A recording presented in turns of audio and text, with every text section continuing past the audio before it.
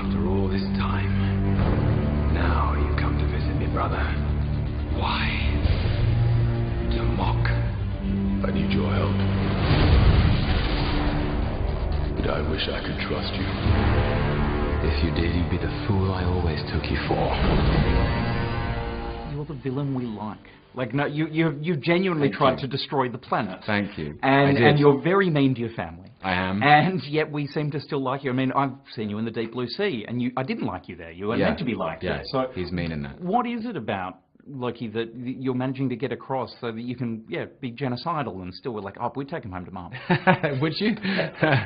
I don't know. I don't know what it is. I think maybe it's something to do with, because I like him so much, and he's got a sort of there's a charm about him, you know, where he's almost.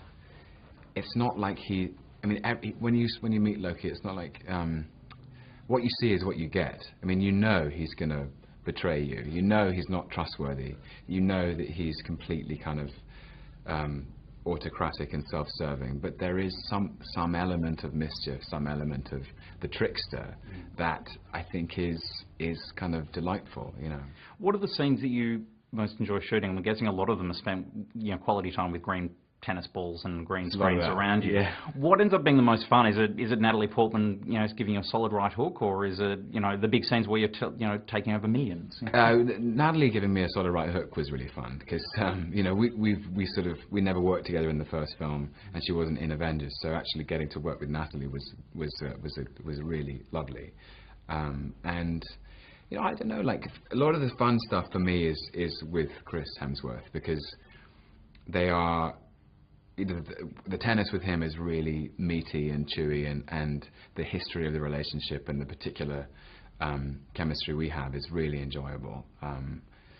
And I think because they are such perfect opposites in a way.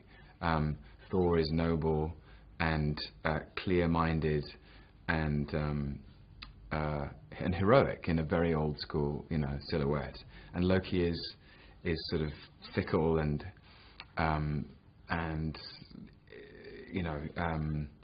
malleable and Machiavellian, and so the two of us together, the dynamic is always really fun to play those scenes. And are fans respectful of Loki? Do you get treated slightly differently because you're the villain to the way that the other stars are treated, or is it just adoration blind from all? I don't know, actually. People take different things from it. I think it really depends who you are and what your particular tastes are. I think the good thing about Loki is that there's lots of different things you can take from him. Like, some of the young guys I've met just love how kind of intense he is. They just love the sort of intensity of the character, and in a way his free-spiritedness, his all-out menace. And then I've spoken to older women who actually love the kind of the delicacy of his emotional palette, that he's actually quite vulnerable and heartbroken, and they find that interesting. And people take different things from it. So that's what I really love, is that he's a very complicated, interesting impression you're going to become a poster child for Freudian, issues, I think, after this film. What was your impression when you got the script for this and saw where Loki was going to go in the second Thor film? I was relieved, because it feels like a very different journey. It's neither the journey I went on the first Thor film nor the Avengers film. This is a whole new arc, which is interesting. I hope audiences will be as interested in it as I was. It's actually very emotional, and Loki is forced to do a lot of soul searching, and he hits a particular kind of he hits rock bottom, and after that is forced to reconsider his options that are actually quite profound.